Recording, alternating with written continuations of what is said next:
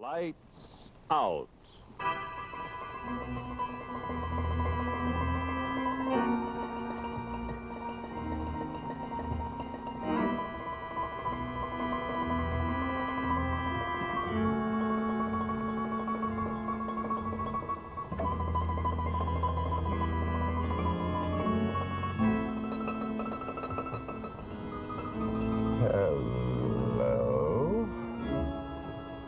Maybe you have never heard of a Dullaghen? Some people hear of practically nothing else. People like Steve Denham, for example. Now, a Dullaghen is a sort of thing not precisely human, not elfin exactly. But if you get a Dullaghen mad, you're apt to remember it for the rest of your days. Yes, sir. Lights out.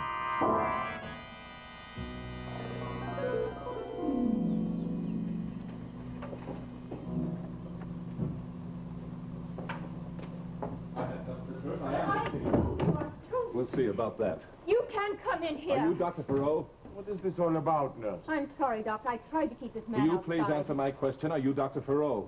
I believe so, yes. I demand to see Miss Reardon, Miss Catherine Reardon.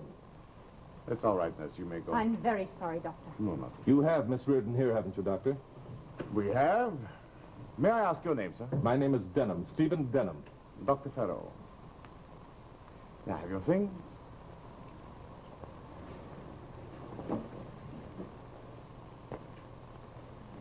You are related to the patient, Mr. Denham? We're engaged.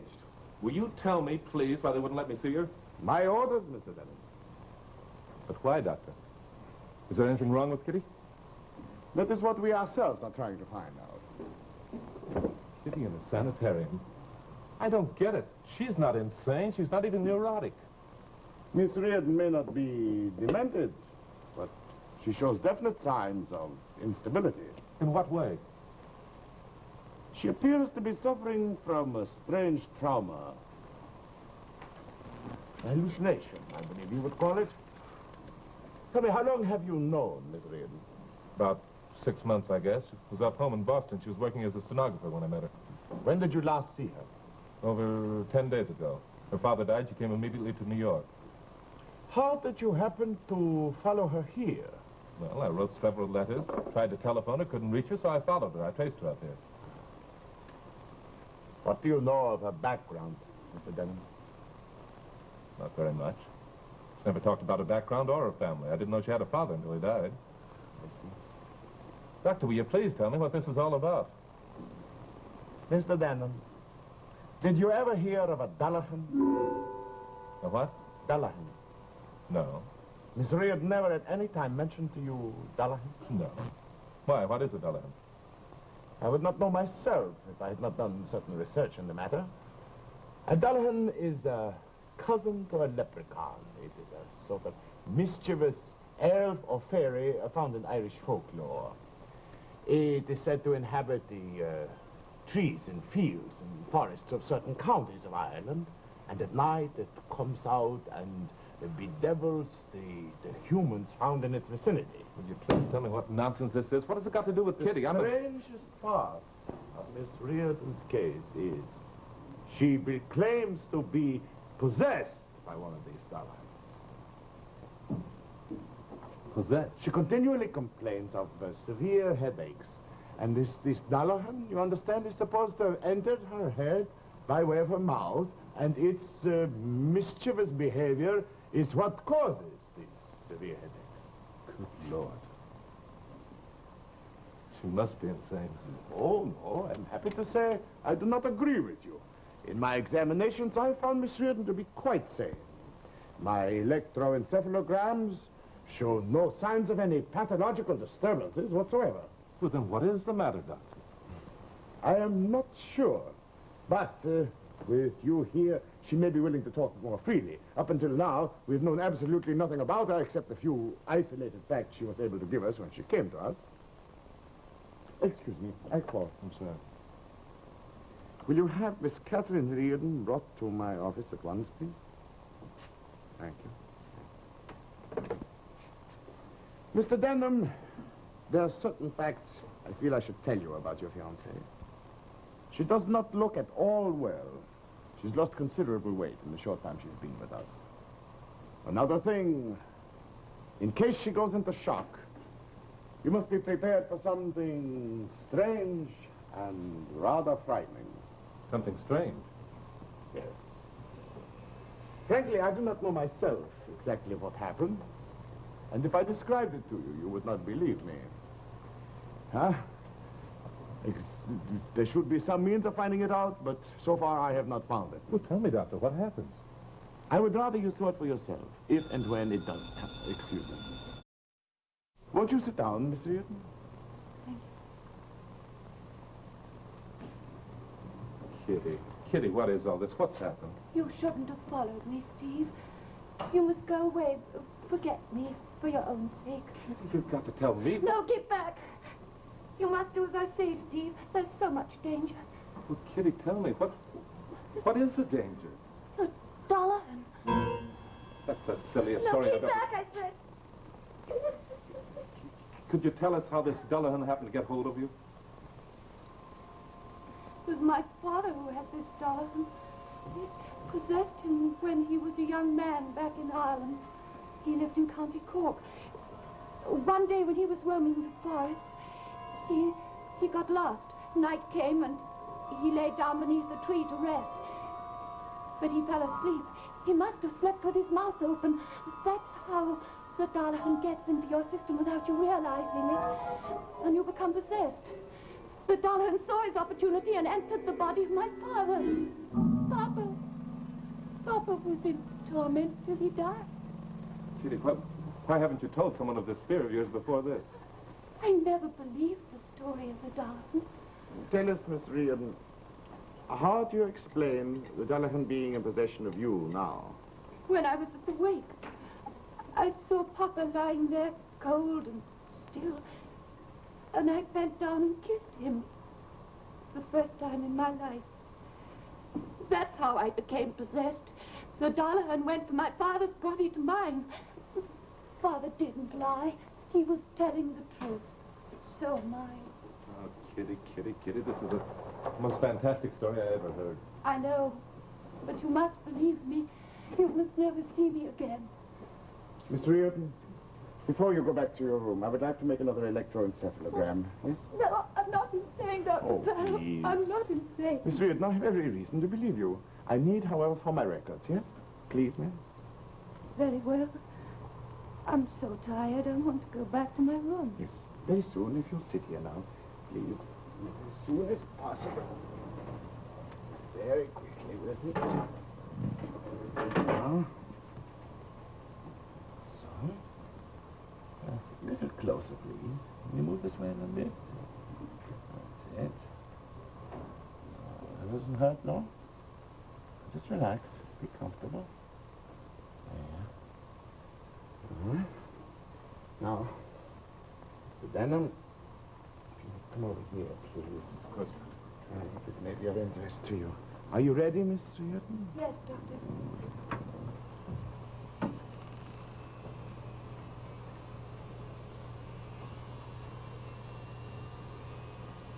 You will notice the regular pattern traced on the paper.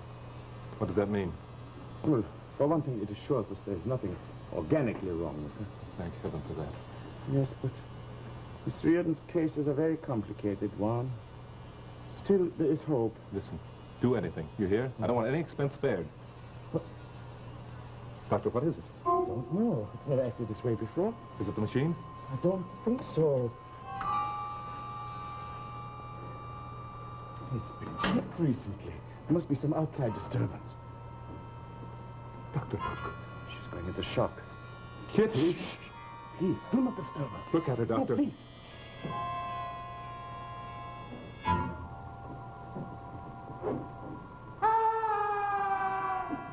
Try and get me out, you mortals. Try and get me out, you fools. Just try. Miss Reardon? Miss Reardon? Are you all right? All right? Yes, I suppose I am. Why, what happened? You fainted. I fainted. Yes. Yes. Miss Catherine Reardon is ready to go back to her room now. Yes, please. You see, I'm not well, Steve. You must go away. Forget me for your own sake. Thank you, Miss. You will go with the nurse, please, Miss Reardon. She will take you back to your room. Thank you.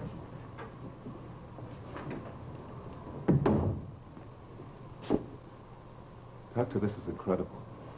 I warned you, Mr. Denman. That voice, where did it come from? Well, that, of course, she does herself. But how? The only explanation I've been able to find is that she's learned to control the muscles of her throat. This is not at all unusual. Like ventriloquist? Yes, I know, but where did she learn it? That I don't know. We know nothing of her past. But that's what makes it so difficult to treat her. I'm certain, though, that her father is the key to her condition. Her father, and he is dead. Father. What have you there? His obituary notice. Oh? Patrick Reardon, 277 Trumbull Drive. Yes, but Mr. Denman, what can you hope to find? I don't know, Doctor. But I'm not going to give up Kitty that easy. I'll see you later. Yes, Mr. Denman, please, be good enough to let me know what you do discover. Oh, just a minute. Just a minute. Oh. There. Now, that's right. Yes, young man? Are you the landlady? Oh, yes. You want to see about the vacancy? Yes, if you please. All right, then. Come in. Thank you. All right. I was just starting to clean up a little when you knocked. I'm sure you'll find the room satisfactory. They're large and clean, and the people here are also nice folk. That sounds pretty good. Say, are you in show business? I usually rent to show people. Yes. As a matter of fact, I am. Oh, that's fine. Oh, sit down, young man. Sit down. Thank you. Oh, what's your line, Mr. Denham. Denham? Oh, acrobat? No, I'm an actor. Oh, well, isn't that nice? What show you working with? Well, I'm afraid I'm not working just at present, you see. How many of us are these days? No. I used to be in show business, too, you know. Were you? Madam Flora, I was billed as. Well. Oh, yeah, I even played the palace once. Oh, that was before your time. We had a mind-reading act. And my husband used to go down into the audience and pick up things, and I'd have to guess what they were. Well. Oh, he's dead now. God rest his soul. I saw it in the cards. I used to tell fortunes, too, you know, on the side. Did you? I was pretty good at it, if I do say it myself. Still am. Say, would you like me to tell you your fortune? Oh, no, thanks. I don't Oh, think I'd come on, I know. You're down on your luck. Now, let's see now. What do the cards say? Oh, I used to thrill them with this one. Madam Flora, I didn't mention it to you, but your place here was recommended to me by an old friend. Pat Reardon? Pat Reardon? Yes. Oh, Lord. He lived here for years. Oh, my dear boy. Didn't you know? Oh, yes. I did hear. He died a couple of weeks ago. Yeah. Tell me, did you know him? I mean, very well. Oh, as well as anybody could, I suppose. He kept to himself all the time. A little cold for my taste. I understood he had a daughter. Oh, yeah, Catherine. Very pretty girl. Gee, I wonder whatever became of her. Oh, I don't know. She was always alone, poor child. Tell me, did Pat have any close friends that used to drop in occasionally? He certainly did not. He wouldn't let anybody get close to him. Not even his own daughter. Never kissed her. Showed her any affection the way you think a father would. Cold as ice, I always thought he was. Not like the Irish at all. Not like show business either, huh? No. Oh, well, I suppose Pat Reardon thought he could get along without friends. You know, he had one of the biggest acts in show business. Yeah, he was a great headliner in his day. Was he? Oh, let me show you now. Yes, I don't think I ever caught his act. Oh.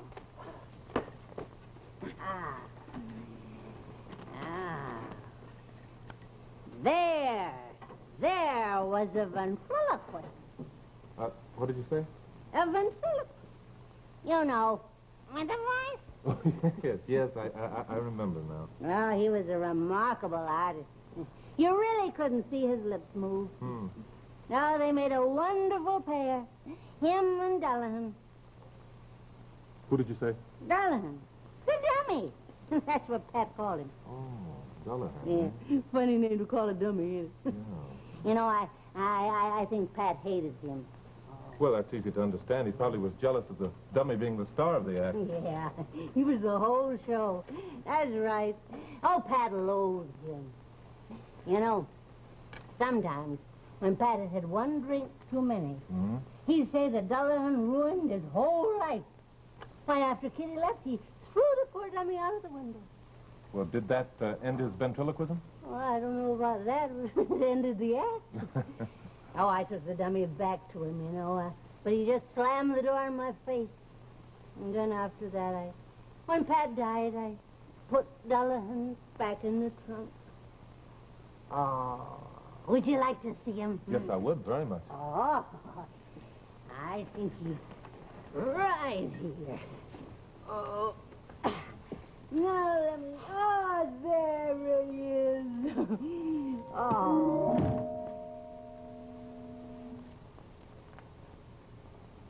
Now, you know, for all their fights, I think that little fellow was closer to Pat Reardon than anybody else in his life. Madam Flower, will you tell me something? Well, yes. Do you think that Pat Reardon could have taught his daughter ventriloquism? Well, I guess maybe he could have, but I wouldn't want to swear to it. I see. Thanks. Well, Mr. Denham, well, what about the room? No, I don't think I'll need that now. Oh. Look, here. And thank you very, very much. Why are you going to stay here? Oh, dear, wouldn't you think he'd stay here as flush control? Huh? No, I don't think he'd stay here as flush control. No.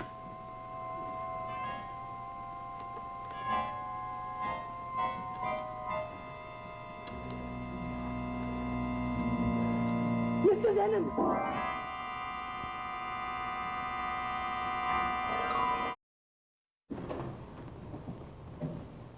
Steve, what are you doing here? The doctor gave me permission. I've got to talk to you, Kitty. There's nothing to say. You must go away and forget me, Steve.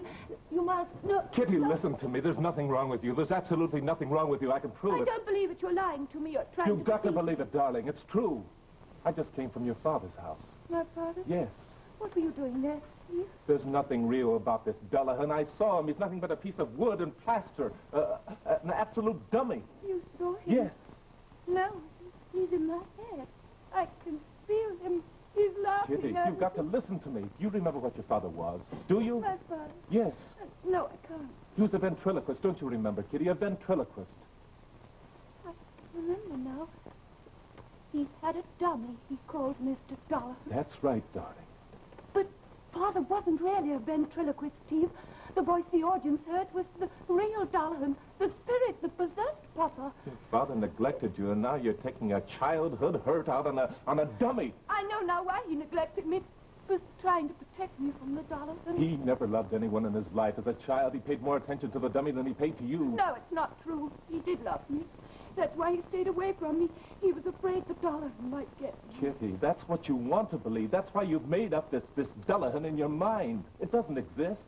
It's just make-believe, to make believe your father loved you. But these headaches. Yes, seeing your father lying dead brought back all these old stories to you, darling. Oh, Kitty, you've got to let Dr. Farrell and me help you for both of our sakes. want to believe you, Steve. Really, I do, but I'm so afraid. But, darling, there's nothing, absolutely nothing to be afraid of. If only I could be sure. Kitty, I'm not going to let you go. Please, darling. You're going to be all right. Am I, Steve? You bet you are. I do want to get well. Really, I do. Kitty, we're going back to Boston. We're going to get married, just the way we planned to do. I love you, Steve. Really, I do. Kitty, I'm not going to leave you. I'm not going to leave you till you're completely cured. No, Steve, don't ever leave me. Ever. Darling? What is it? My head. What's the matter? My head. No, darling. You mustn't. You mustn't think about it. Kitty, don't think about it. Don't think about it.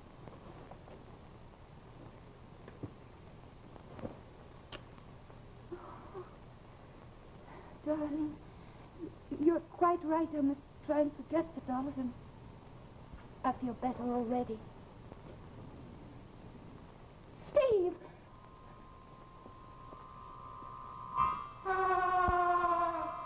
We'll see who's made of wood and plaster, me kind mortal. We'll see, we'll see, we'll see.